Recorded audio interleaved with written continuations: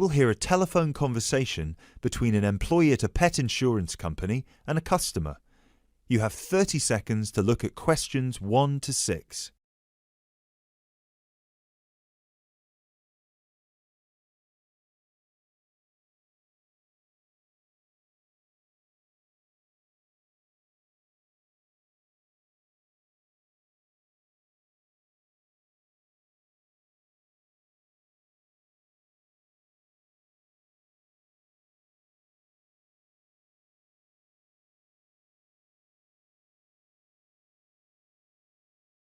Pet Protect UK, how can I help?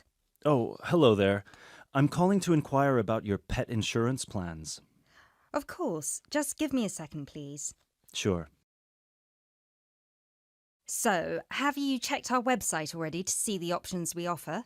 I've had a quick glance, and I think I'm interested in the basic plan. Great. I need to just ask a few questions first then.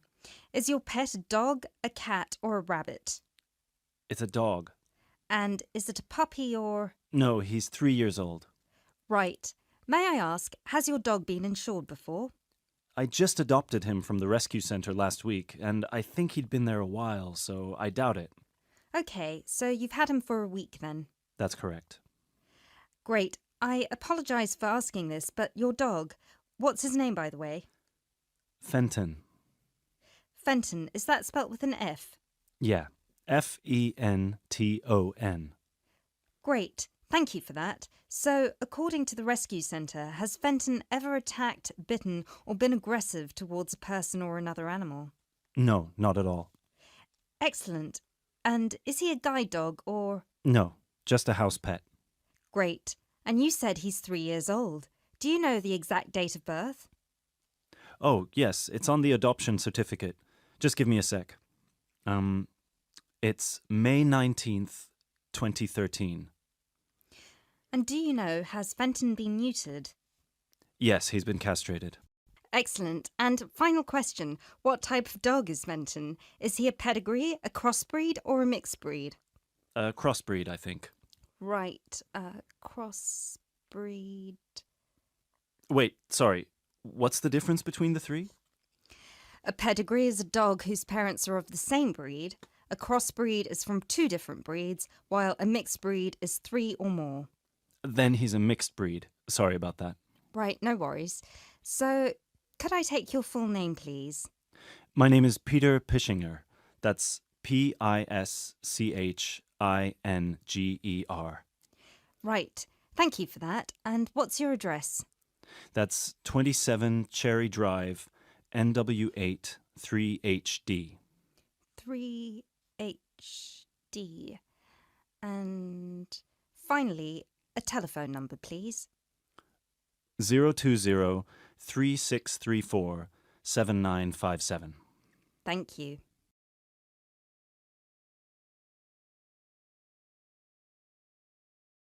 You now have 30 seconds to look at questions 7 to 10.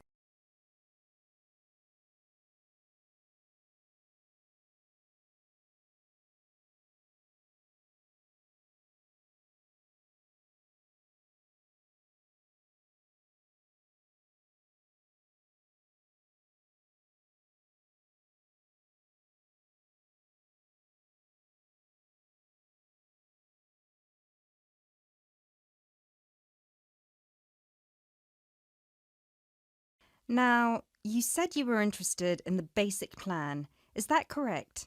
Yes, that's correct. May I ask, are you planning to switch insurance providers after the first year of your pet insurance, or is there a possibility you might renew with us? I haven't really thought about it. Why? The reason I'm asking is because if you plan to renew with us, it might be worth considering our premium or ultimate premium plan. With the basic plan, you will have to pay the same fee of £8 per month regardless of how long you stay with us. If you choose one of our other 2 plans, though, you will receive a discount for the first 6 months. You'll only have to pay £12 for premium and £15 for ultimate. And then, depending on your circumstances, you might be eligible for further discounts after your first year, depending on how many expenses you claim. If you claim less than £300, you'll have to pay the same as for the basic plan, but receive the cover provided by the premium plan. Huh. Is that something you might be interested in? I'll have to think about it. Is it possible to switch to one of the other plans later on? Yes, of course. You can always upgrade. Let's stick to the basic plan for now then, and then I might call you back to switch. No problem. So, what happens now? Well, first we would need you to come over with little Fenton so we can have a look at his documents and medical history. We'd also need you to get him to the vet for a quick checkup. All of this is standard procedure before we can proceed with the insurance plan. And then, when all that's done, you can either set up a direct debit in person or you can call us back and do it over the phone. Right. And the basic plan will cover... Well, the basic plan covers veterinary fees, obviously, plus a few more things such as boarding costs, loss by theft or straying, advertising and reward, death by accident or illness. You can find a comprehensive list on our website, or I could forward it to you via email if you prefer. Thanks. I'll check the website. No problem. So, shall we book you an appointment so you can come over?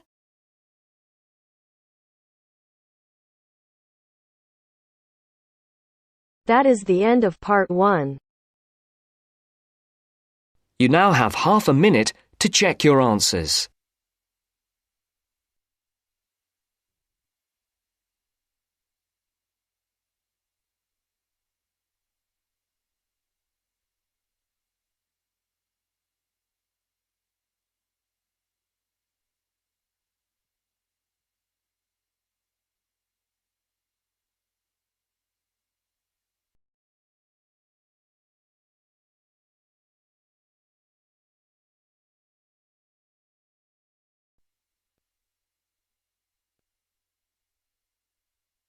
Now turns to part 2. Part 2. First, you have some time to look at questions 11 to 17.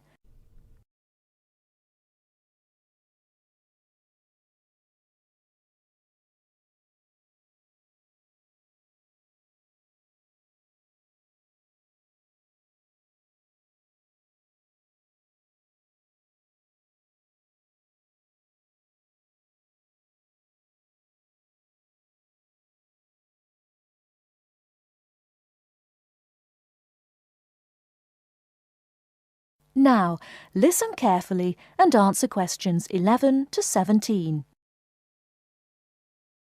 Hello, and thanks everyone for coming here today. I know it's always a bit stressful going for a job interview, but it's best to be prepared. For any of you who may not know me, my name is Fiona Ogilvie, and my job is to offer guidance and support for students with special needs. Now, you wouldn't be here today if you weren't interested in finding a job in the holidays. So let's get down to it and see what things you need to be looking out for. Most of you, I hope, will be applying for jobs with the companies that have been recommended by the university. The reason for this is that we here at the university already know these companies and have established good working relationships with them. I've also been to visit all of them and checked out the facilities they have to offer. You really need to make informed choices when you're looking for a job and make sure you know before you even get to the interview stage that your needs will be met. But I know that some of you are applying for jobs independently and have looked at companies outside the university recommended list. So for you, it's best to plan ahead and be aware of what it is you may need while you're working. Things that you need to check when you go for an interview are there enough toilet facilities and are these easily accessible? Also, you want to check that all the public areas inside the building are barrier-free, so you can get direct access to these public spaces whenever you need to. And ask about ramps into the building, so you know how many there are and where they are located. These kinds of things are so much more difficult to sort out when you've started work, as they take time. But ramps are an absolute must, so please make sure you know where they are. Another thing you must make sure of is that the lifts have the correct lowered control panels. Ask if all the lifts have this facility or if it's only certain ones. Now, something I think that is often overlooked is working hours. What you want to make sure of is that you get flexi time. This basically means that your working hours are flexible and you can clock on and clock off in times that suit you. Within reason, of course. Most companies do recognise that it takes much longer for someone in a wheelchair to get on and off buses and trains. Public transport can take that much longer, so you need to be organised and prepared. And for those of you lucky enough to own a car, check how many disability parking spaces are available. Remember that it's your right to have a disabled parking space. These also need to be near enough to a wheelchair accessible entrance or ramp. OK, are there any questions before we move on? Before you hear the rest of the talk, you have some time to look at questions 18 to 20.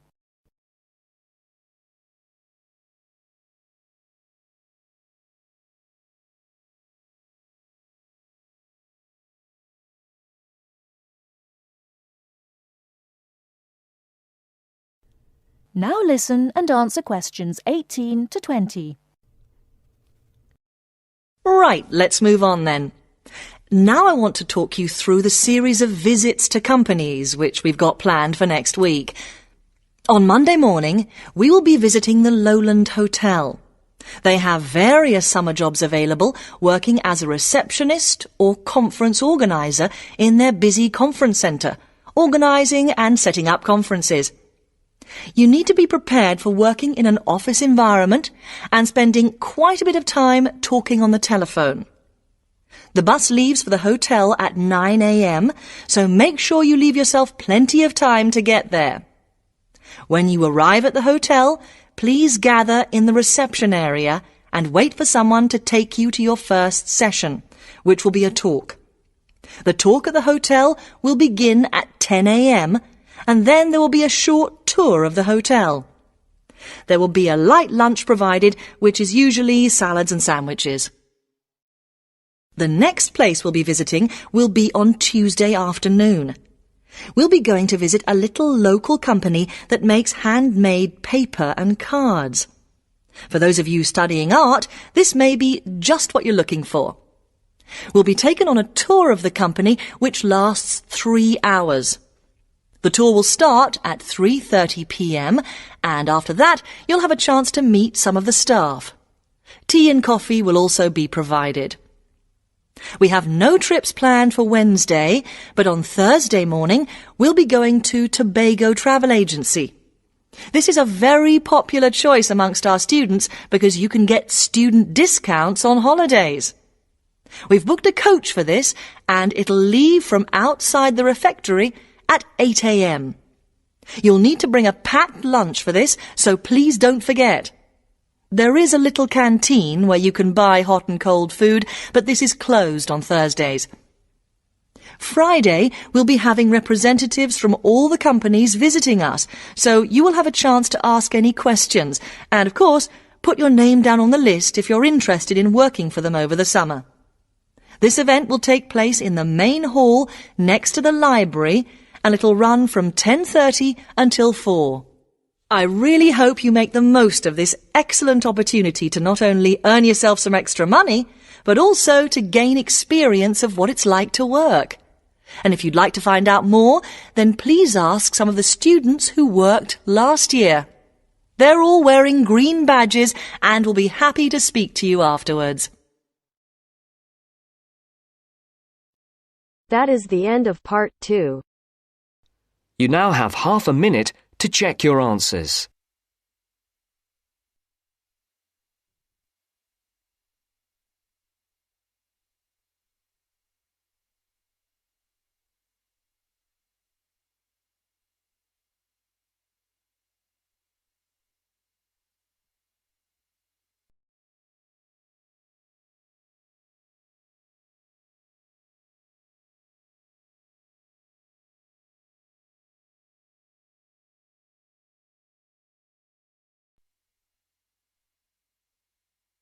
Now turns to part 3.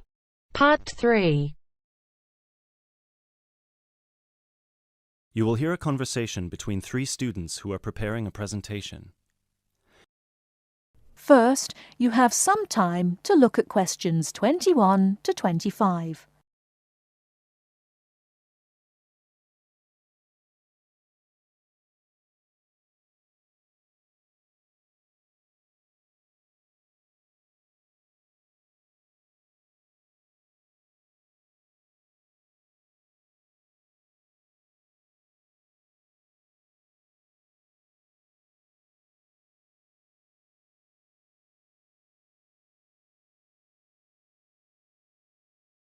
Now listen carefully and answer questions 21 to 25.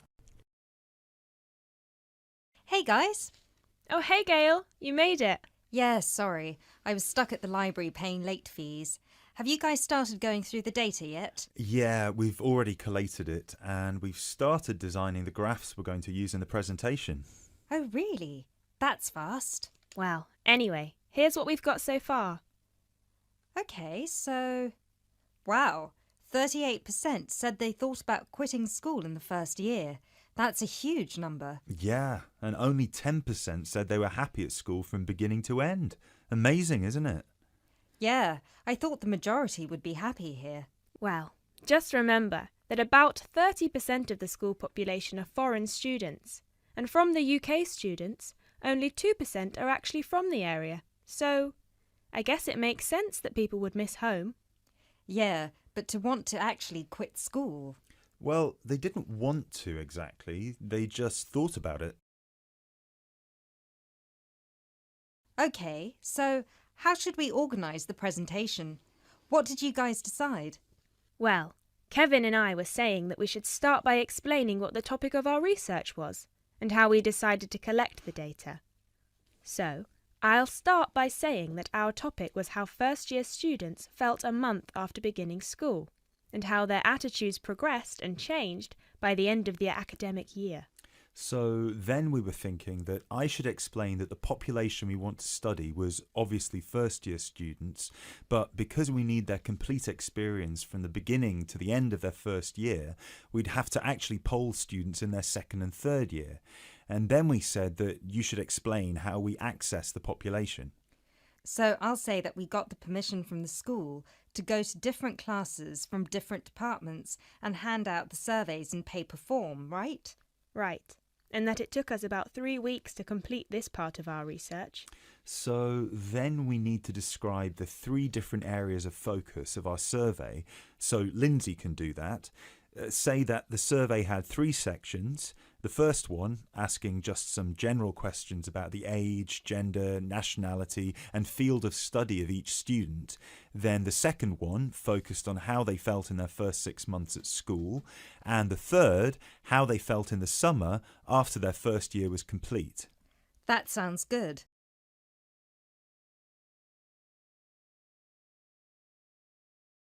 You now have 30 seconds to look at questions 26 to 30.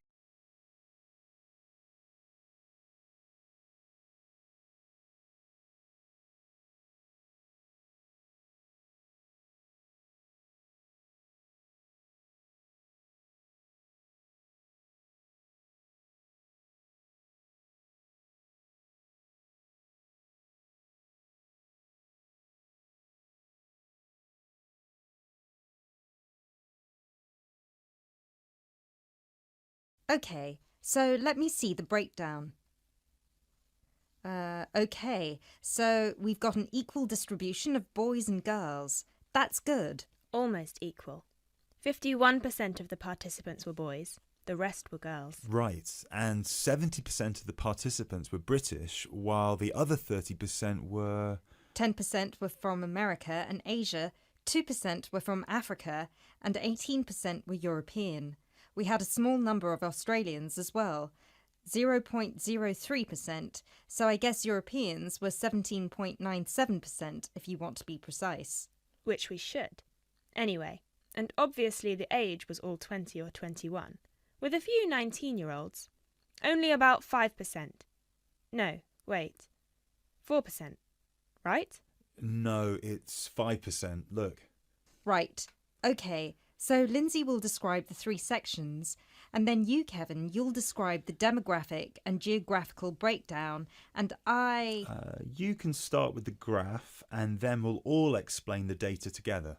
Right, so we'll put this graph up on the board and explain that most students experience some form of homesickness or mild depression in the beginning of their course. But we need to point out that by the end of the year, it was only 5% that still felt like quitting school.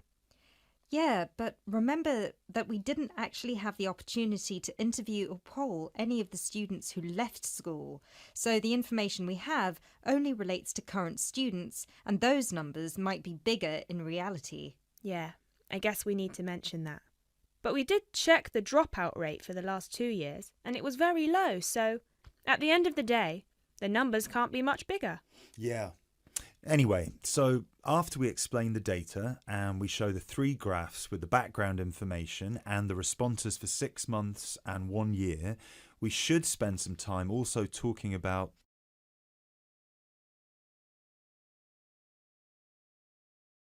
That is the end of part 3. You now have half a minute to check your answers.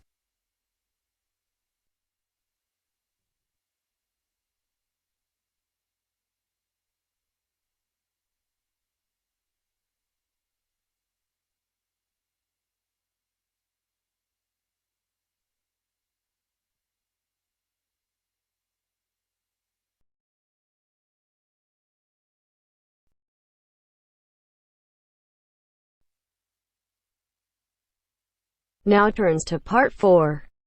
Part 4. Now turns to part 4. Part 4.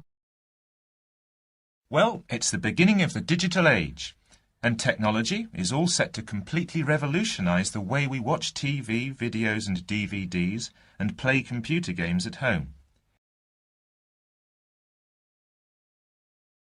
First, you have some time to look at questions 31 to 40.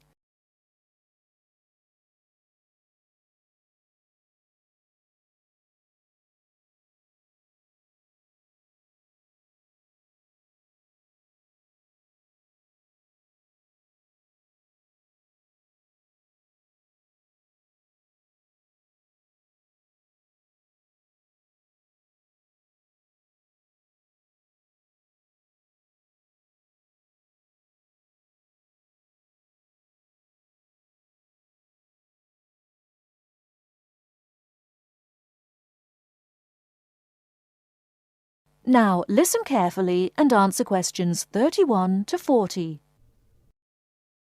Well, it's the beginning of the digital age, and technology is all set to completely revolutionise the way we watch TV, videos and DVDs and play computer games at home. Here to tell us more about how we will be spending our leisure time at home in future is Anna Zabel. Hello. Yes, there will be huge changes in the way we use television, radio and new media in future. By this, I mean we will be able to do what we want, where we want and when we want. The result is that our homes will increasingly become home theatres, and all our entertainment at home will be available at the touch of a button. Now, most home entertainment these days is delivered over wires, but this is changing thanks to high-speed broadband. Downloading will become easier, and studios will eventually release movies, songs and video games directly to the consumer. So, for example, instead of a film opening on the big screen and eventually appearing on television, video and the internet, it can appear in all formats at once. This means that we will have more choice and control over the media we use. So, how will we use this media in our homes in future? There will be big changes in how we watch video and television. Several research groups and companies are trying to add depth to TV and other video displays in the form of a third dimension. So television and video screens will have depth. What do you mean by depth exactly? Do you mean 3D, like a hologram? That's right. When we say that a hologram has 3 dimensions, it means that we can see not only up and down and left and right, but forwards and backwards too. When we talk about dimensions, we call forwards and backwards depth. So when we say that a hologram has 3 dimensions, it means we can see up and down and left and right, just like a picture or photo.